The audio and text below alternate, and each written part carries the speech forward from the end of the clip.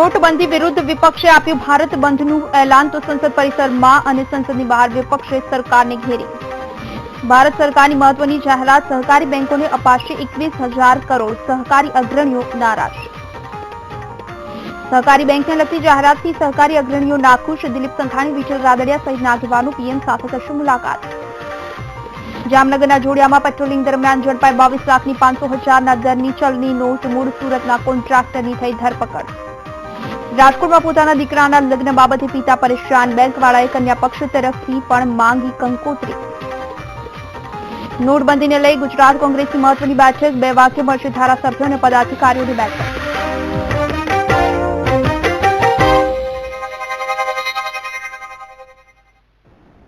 નમસ્કાર, VTV news સાથે હું મનીષા. વિગતવાર સમાચારની શરૂઆતમાં વાત કરીશું. નોટબંધીના મામલે વિપક્ષ દ્વારા ભારત બંધનું એલાન આપવામાં આવ્યું છે.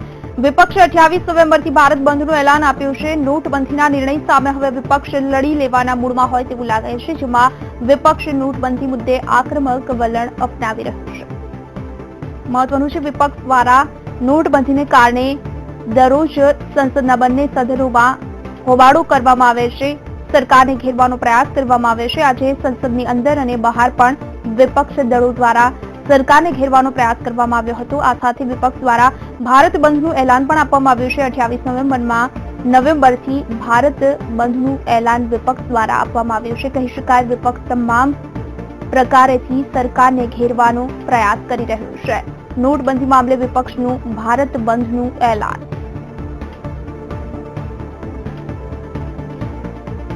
અઠ્યાવીસ નવેમ્બરે ભારત બંધનું એલાન વિપક્ષ દ્વારા આપવામાં આવ્યું છે. જ્યારથી શિયાળુ સત્રની શરૂઆત થઈ છે, લોકસભા અને રાજ્યસભામાં પણ વિપક્ષ દ્વારા સતત 5 દિવસથી હોબાળો કરવામાં આવી રહ્યો છે. પીએમ મોદીના જવાબની માંગણી કરવામાં આવી રહી છે. ત્યારે આજે સંસદની બહાર પણ તમામ સાંસદો દ્વારા વિરોધ પ્રદર્શન કરવામાં આવ્યું હતું અને આ દેખાવોમાં બેનરો સાથે તમામ સાંસદો ઉપસ્થિત રહ્યા હતા. આજે સંસદની બહાર અને અંદર સરકારને ઘેરવાનો પ્રયાસ વિપક્ષ દ્વારા કરવામાં આવ્યો હતો.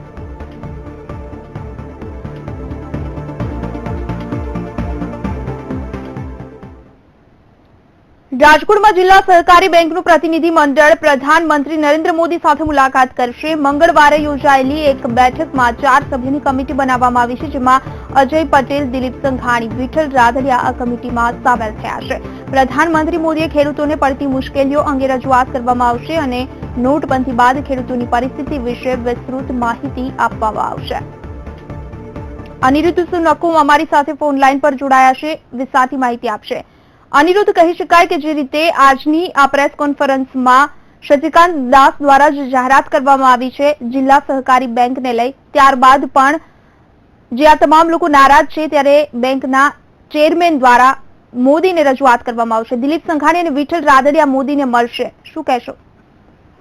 મનીષા, ખાસ કરીને જો વાત કરવામાં આવે તો વિઠ્ઠલ રાદડિયા એક સરકારી બેંકના ચેરમેન છે, તે ઉપરાંત દિલીપ પંગારી છે. તે લોકો આવતીકાલે સવારે 11 વાગે અમદાવાદથી દિલ્હી જવા રવાના થશે અને બપોરે 3 વાગે પીએમ નરેન્દ્ર મોદીને મળવાનો ટાઈમ લીધો છે. સરકારી બેંકના જે લેવડ દેવડ છે, નોટબંધીના કારણે ખેડૂતો કેટલા હેરાન થઈ રહ્યા છે, નવો પાક ખેડૂતોને આવી ગયો તે વેચી નથી શકતા, હરાજીઓ ઠપ છે, માર્કેટિંગ યાર્ડો બધી બંધ છે. તેના હિસાબે લઈને જેટલા પણ ખેડૂતો છે ચિંતામાં મુકાઈ ગયા છે. તેઓના પૂરતા પૈસા પણ જમા નથી કરાવી શકતા. તેને લઈને એક મહત્વપૂર્ણ કાલે બપોરે એક મિટિંગ વડાપ્રધાન સાથે રાખવામાં આવી છે, જેમાં વિઠ્ઠલ રાદડિયા, દિલીપ સંઘાણી, અજય પટેલ, અર્જુનસિંહ સહિતના કમિટી જે મેમ્બરો છે તે લોકો આવતીકાલે દિલ્હી જશે અને પીએમ સાથે મહત્વની બેઠક કરશે આ મુદ્દા ઉપર. બિલકુલ અનિરુદ્ધ, આપનો આભાર સમગ્ર માહિતી આપવા બદલ. જે રીતે સમાચાર મળી રહ્યા છે, વિઠ્ઠલ રાદડિયા અને દિલીપ સંઘાણી સાથે અજય પટેલ પણ આવતીકાલે 3 વાગ્યે વડાપ્રધાન મોદીને દિલ્હીમાં મળશે.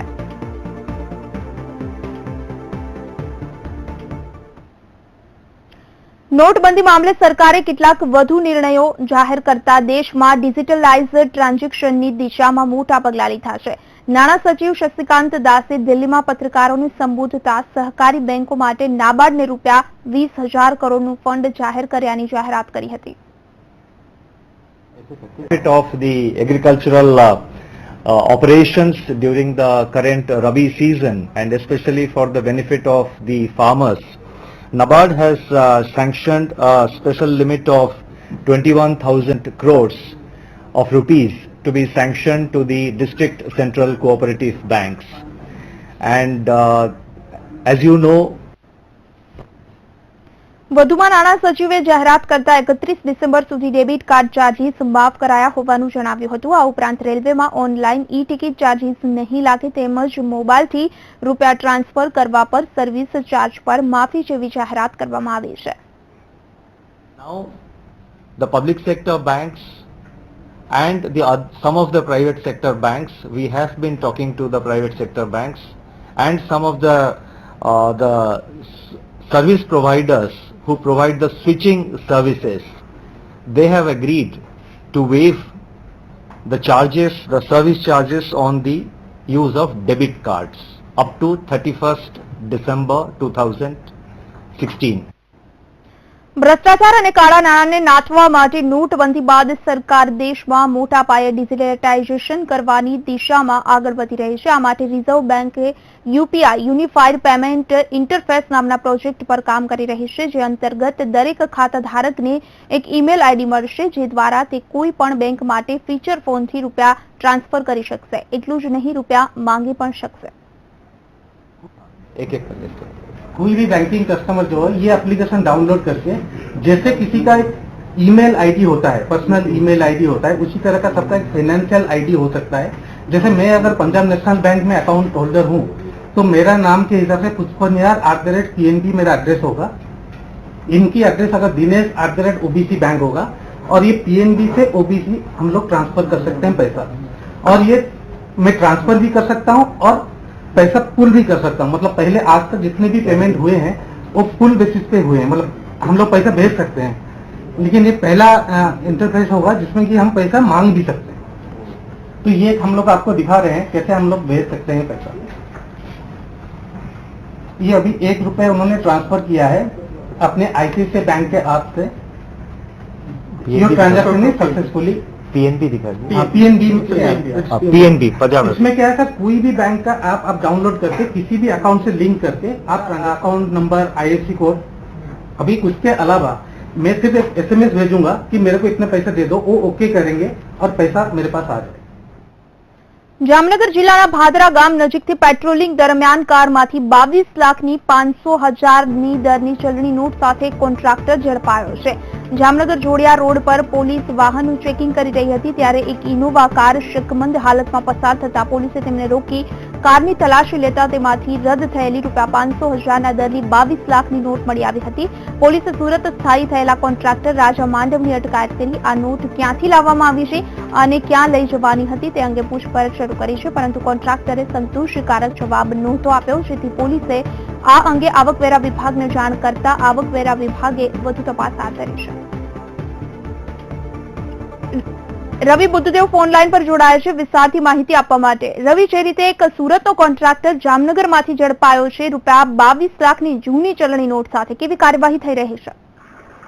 મનીષા, જ્યારથી ચલણી નોટો 500 અને 1000ની ચલણી નોટો પર પ્રતિબંધ આવ્યો છે ત્યારથી તેને લઈને સમગ્ર રાજ્યમાં જે પ્રકારે પોલીસ અને વિવિધ એજન્સીઓ દ્વારા ચેકિંગની કાર્યવાહી હાથ ધરવામાં આવી રહી છે, તે જ રીતે ગત રાત્રિના જામનગરની જોડિયા પોલીસ છે તે ભાદરા પાટિયા નજીક પેટ્રોલિંગમાં હતી. તે દરમિયાન ત્યાંથી સુરત પાસિંગની એક ઇનોવા કાર પસાર થઈ રહી હતી અને આ ઇનોવા કારની તલાશી લેતા આ ઇનોવા કારમાંથી ₹22 લાખની 500 અને 1000ના દરની જૂની ચલણી નોટો છે તે સુરતના એક કોન્ટ્રાક્ટર છે રાજા માડન તેમની પાસેથી મળી આવી હતી અને પોલીસે આ તમામ છે તે 102ની કલમ સીઆરપીસી 102ની કલમ હેઠળ છે તે તમામ નોટો જપ્ત કરી અને આઈટી વિભાગને આ મામલે જાણ કરી છે અને આગળની તપાસ છે ઇન્કમટેક્સ વિભાગ આ મામલે કરશે. બિલકુલ રવિ, આપનો આભાર સમગ્ર માહિતી આપવા બદલ. જે રીતે કહી શકાય કે જામનગરમાંથી સુરતનો કોન્ટ્રાક્ટર ઝડપાયો છે, પોલીસે આ અંગે વધુ તપાસ હાથ ધરી છે, સાથે આવકવેરા વિભાગને પણ આ અંગે જાણ કરવામાં આવી છે, કારણ કે 22 લાખની જૂની ચલણી નોટ સાથે આ કોન્ટ્રાક્ટર ઝડપાયો હતો.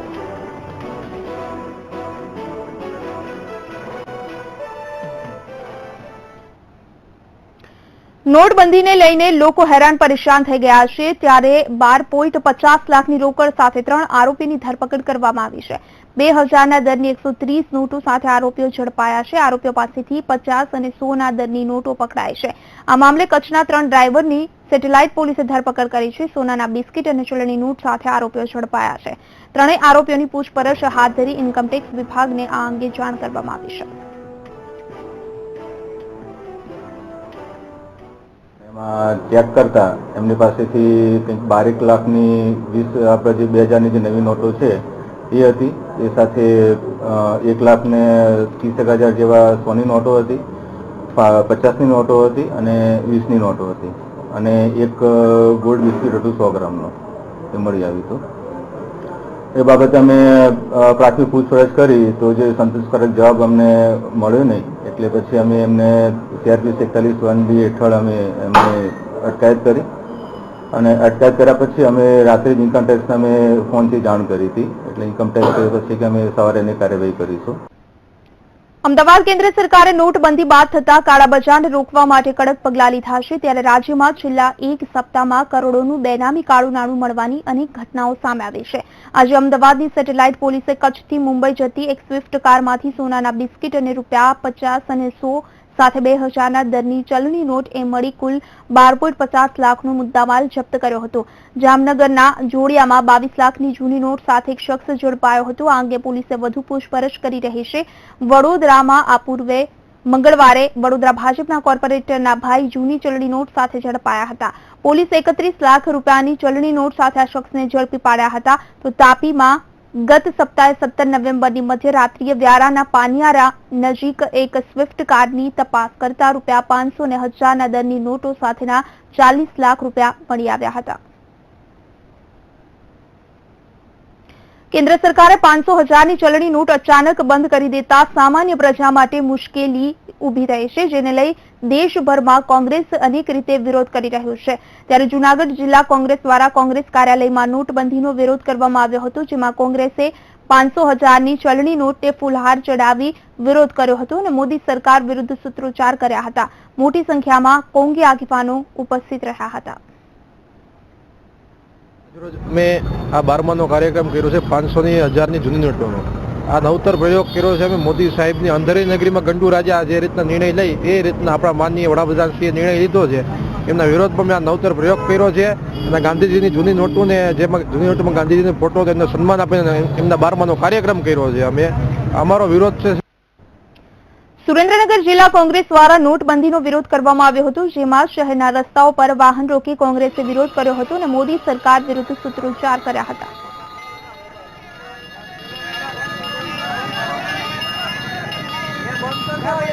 મહત્વનું છે કે જ્યારથી મોદી દ્વારા નિર્ણય લેવામાં આવ્યો છે ત્યારથી વિપક્ષ દ્વારા ખાસ કરી આ નોટબંધીનો વિરોધ કરવામાં આવી રહ્યો છે. આપ દ્રશ્યો જોઈ શકો છો, કોંગ્રેસ દ્વારા વિરોધ કરવામાં આવી રહ્યો છે. બેનરો સાથે રસ્તા પર કોંગ્રેસના લોકો ઉતરી ગયા છે અને વાહનને રોકી રસ્તા પર જ નોટબંધીનો વિરોધ કરવામાં આવી રહ્યો છે. શહેરના રસ્તા પર વાહન રોકી કોંગ્રેસ દ્વારા નોટબંધીનો વિરોધ થઈ રહ્યો છે.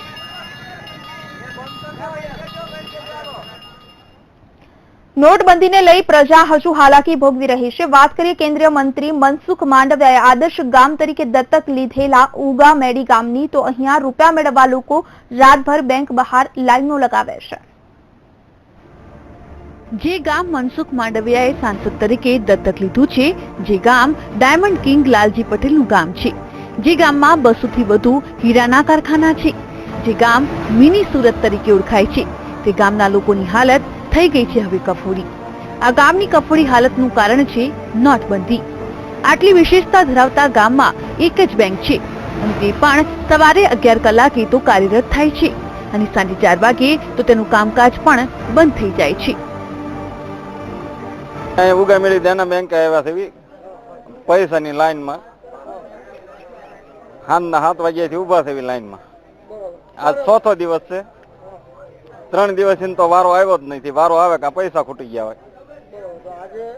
હવે આજ તો એ હાટો વહેલા આવીને બેસી ગયા છે. રોજ સવારે 7 વાગે આવી છે, આજ સાંજે 7 આવી ગયા. આખી રાત જ બેસવું પડે ને. અત્યારે 500 ને 1000ની નોટ બંધ થવાથી લોકોને અત્યારે આખો દિવસ લાઈનમાં ઉભા રહે, રાત્રે ઉભા રહે. બપોરે 10 થી 11, 12 વાગે બેંક ખુલે છે, એનો કોઈ લિમિટ ટાઈમ ફિક્સ છે નહીં, બરાબર. પછી લોકોને સાંજે 4 વાગે તો બંધ થઈ જાય છે બેંક, શટર પડી જાય છે. વધુ કેટલાક સમાચારો સાથે પરત ફરીશું. હાલ રોકાઈએ એક બ્રેક માટે.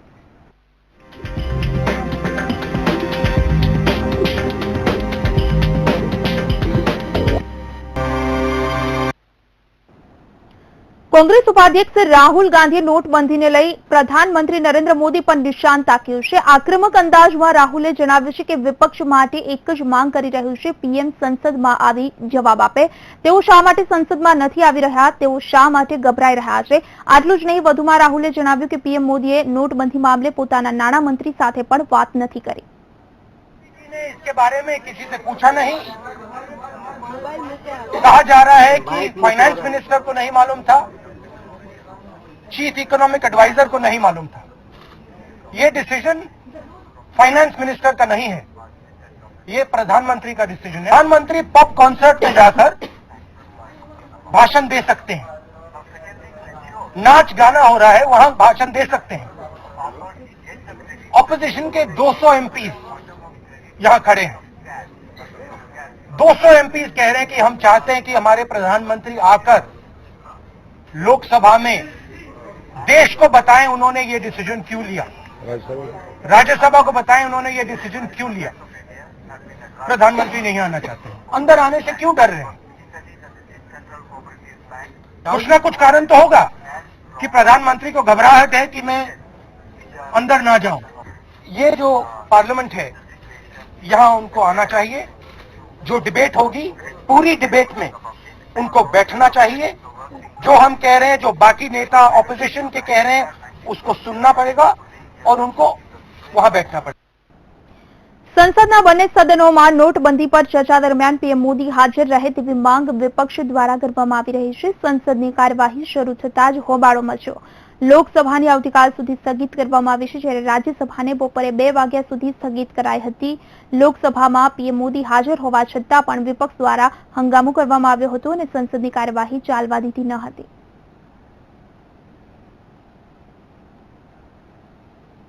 પાકિસ્તાને જમ્મુ કાશ્મીરમાં નિયંત્રણ રેખા પર માછીલમાં કરેલા કાયરતાપૂર્ણ હુમલામાં ભારતીય સેનાના 3 જવાનો શહીદ થઈ ગયા છે. શહીદોની શહાદતને દેશ 2 દિવસ યાદ રાખે છે અને પછી ભૂલી જાય છે. એ પરિવારનું શું જેમને બેટાની શહાદત પર ગર્વ પણ છે અને દર્દ પણ છે, જેની કોઈ દવા નથી. મંગળવારે સવારે પાકિસ્તાને કરેલા હુમલામાં ગનર મનોજ કુશાવાહ, રાઇફલમેન શશાંક કુમાર સિંહ ઉત્તર પ્રદેશના ગાજીપુર જિલ્લાના અને જવાન પ્રભુસિંહ રાજસ્થાનના જોધપુરના હતા. ત્રણેય જવાન 57 રાષ્ટ્રીય રાઇફલમાં ફરજ બજાવતા હતા. શશાંક કુમાર સિંહ રાષ્ટ્રીય રાઇફલમાં રાઇફલમેન તરીકે ફરજ બજાવતા હતા. તેના પિતા એક ખેડૂત છે. 3 ભાઈઓમાં સૌથી નાનો હતો શશાંક કુમાર. જવાન શશાંક કુમારની શહાદતના સમાચાર ગાઝીપુર જિલ્લા સ્થિત નસીપુર ગામમાં પહોંચતા સન્નાટો ફેલાઈ ગયો હતો. શશાંકના પિતા અરુણ કુમારે કહ્યું છે કે શશાંક કુમાર 2011માં સેનામાં જોડાયા હતા. 21 મે 2017માં શશાંકના લગ્ન થવાના હતા. પાકિસ્તાન સામે દીકરાના મોતનો બદલો લેવો જોઈએ. મને મારા દીકરાની શહાદત પર ગર્વ છે, એમ પણ તેઓએ જણાવ્યું હતું. शशांक की तो हर बात दिल को छूती थी. कितना हम उसका बड़ा करने मानते हैं. पाकिस्तान का जो है मुंह तोड़ जवाब दिया जाए, पाकिस्तान समाप्त हो जाए. પાકિસ્તાની સૈનિકોએ હત્યા બાદ રાઇફલમેન પ્રભુસિંહનું શબ શત વિક્ષત કરી દીધું હતું. બુધવારે પ્રભુસિંહનો જન્મદિવસ હતો. પ્રભુસિંહની 8 મહિનાની એક નાની દીકરી છે. 2 વર્ષ પહેલા પ્રભુસિંહના લગ્ન ઓમ કંવર સાથે થયા હતા. 4 બહેનોનો એકનો એક ભાઈ હતો પ્રભુસિંહ. 2007માં સેનામાં જોડાયા. દિવાળીના 4 દિવસ પહેલા જ રજા પૂરી કરીને ડ્યુટી પર ગયા હતા. આગામી રજાઓમાં નાની બહેનના લગ્ન કરવાની ઈચ્છા ધરાવતા હતા પ્રભુસિંહ. देखो साहब, देश के लिए शहीद हुआ तो बहुत समाज की बात है, पर मेरा इकलौता लड़का तो खो दिया मैंने, तो देश के लिए पाक को तो साले से बदला लेना चाहिए. मैं तो आकर जाकर के आर्मी में दोबारा ड्यूटी करने के लिए तैयार हूँ और उनसे बदला लेने के लिए भी तैयार हूँ. દેશ માટે શહાદત વહોરનાર જવાન શહીદ તરીકે ઓળખાય છે. સમય જતા શહાદતને લોકો ભૂલી જાય છે. એવામાં પરિવાર માટે તો જિંદગીભર પોતાનો વારસોયો ગુમાવ્યાનો જ રંજ રહે છે. શહીદોના પરિવારમાં એક જ સવાલ સતાવતો હોય છે, પાકિસ્તાનને પાઠ ક્યારે ભણાવવામાં આવશે? Bureau report, VTV news. Jammu કાશ્મીરના માછીલમાં આતંકીઓની ફાયરિંગમાં 3 જવાન શહીદ થઈ ગયા, જેના પછી માછીલ સેક્ટર ફરી એકવાર ચર્ચામાં આવી ગયો છે. માછીલ વિસ્તાર ગાઢ જંગલોથી ઘેરાયેલો હોવાથી આતંકીઓ માટે ફાયદાકારક છે. એલઓસી પર ભારતના 3 સૈનિકોની શહાદત બાદ માછીલ સેક્ટર એકવાર ફરી ચર્ચામાં છે. નિયંત્રણ રેખા પારથી કુપવાડામાં ઘૂસણખોરી કરી રહેલા આતંકીઓ માટે આ એક સહેલો રસ્તો છે. દરિયાઈ તટથી 6500 ફીટથી વધારેની ઊંચાઈ પર સ્થિત આ સેક્ટરમાં ગાઢ જંગલ આતંકીઓ માટે ઘણો જ ફાયદાકારક છે. આતંકીઓ સહેલાઈથી આ જંગલોમાં છુપાઈ જાય છે, તો અહીંનું મોસમ અને વિસ્તાર આતંકીઓના પક્ષમાં છે. આ કુપવાડા શહેરમાં 50 થી 80 કિલોમીટર દૂર ભારત અને પાકિસ્તાનના બંકર્સ એકબીજાની ખૂબ જ નજીક તૈનાત છે. આતંકી કુપવાડા અને લોલાબ ઘાટીમાં પહોંચવા માટે ઘૂસણખોરી માટે અનેક રસ્તાઓનો ઉપયોગ કરે છે. સપ્ટેમ્બરમાં ભારતીય સેના તરફથી કરવામાં આવેલી સર્જિકલ સ્ટ્રાઇક બાદ સીઝ ફાયરિંગના ઉલ્લંઘનની ઘટનાઓ વધી છે. પાછલા કેટલાક મહિનામાં આ વિસ્તારમાંથી 4 થી વધુ વખત ઘૂસણખોરી થઈ છે. એવા ઘણા જ વિસ્તારો છે જ્યાંથી આતંકીઓ કે પછી પાકિસ્તાની સૈનિકો હાજી નાકાથી માછીલ સુધી સહેલાઈથી ભારતીય સૈનિકોની નજરથી બચીને ઘૂસી જાય છે. હાલ આતંકીઓ માછીલના જંગલોનો ઉપયોગ કુપવાડામાં ઘૂસણખોરી કરવા માટે કરી રહ્યા છે. ભારતના અંતિમ ગામડાથી માત્ર 6 કિલોમીટર દૂર એલઓસી છે અને બીજી તરફ કેલ છે, અને અહીંયા આતંકીઓનો સૌથી મોટો લોન્ચપેડ છે. જુલાઈમાં બુરહાન વાનીના મોત બાદ આતંકીઓને વધારે અવસર મળી રહ્યા છે. વાનીના મોત બાદ ઘાટીમાં લોકો મોટા પ્રમાણમાં વિરોધ પ્રદર્શન કરી રહ્યા છે. સેનાનું સમગ્ર ધ્યાન હાલ પ્રદર્શનકારીઓ પર છે. એવામાં આતંકીઓની વિરુદ્ધ ઓપરેશનમાં સેના ધ્યાન આપી શકતી નથી, જેનો સીધો ફાયદો આતંકીઓ ઉઠાવી રહ્યા છે. 2010માં માછીલ તે સમયે ચર્ચામાં આવ્યું, જ્યારે એક ઘર્ષણમાં 3 સ્થાનિકો માર્યા ગયા હતા, જેના પછી કાશ્મીરમાં મોટા પ્રમાણમાં વિરોધ પ્રદર્શન થયું હતું અને સેનાએ ઘર્ષણની તપાસના આદેશ આપ્યા હતા. તપાસમાં એન્કાઉન્ટર નકલી નીકળ્યું હતું અને પૂર્વ કમાન્ડિંગ ઓફિસર સહિત 6 જવાનોને જન્મકેદની સજા સંભળાવવામાં આવી હતી. Bureau report, VTV news. Jammu કાશ્મીરમાં હાલ જે પરિસ્થિતિ છે તેને લઈ હંસરાજ આહિરે ચિંતા વ્યક્ત કરતા મોટો ખુલાસો કર્યો છે. આહિરે લોકસભામાં જણાવ્યું છે કે જમ્મુ કાશ્મીરના અલગાવવાદી નેતાઓ આતંકી આકાઓના સંપર્કમાં છે.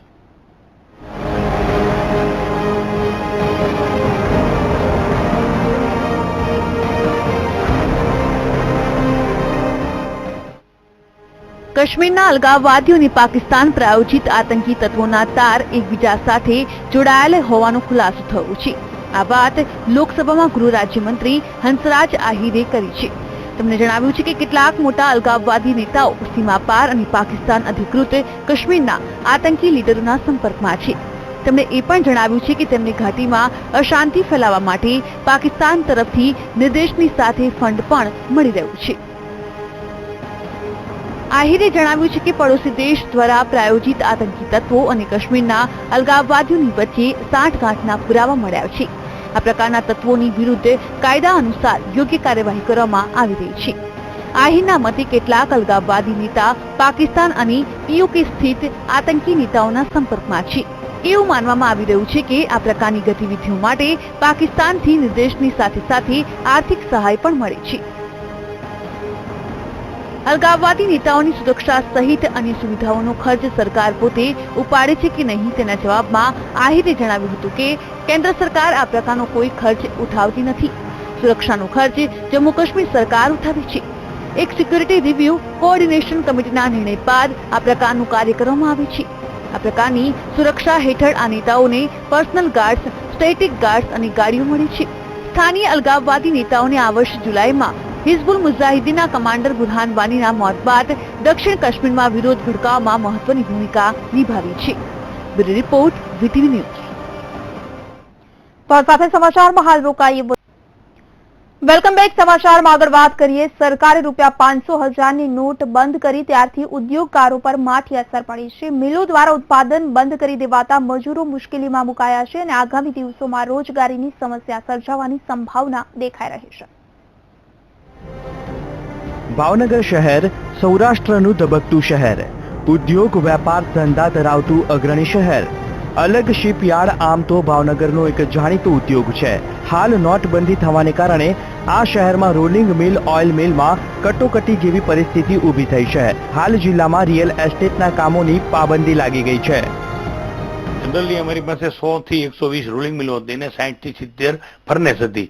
અત્યારે એમાં એમ માનો કે 50% જેવું તો બંધ થઈ ગઈ છે. 40 રોલિંગ મિલો બંધ થઈ ગઈ છે અને 25 ફર્નેસો બંધ થઈ ગઈ છે.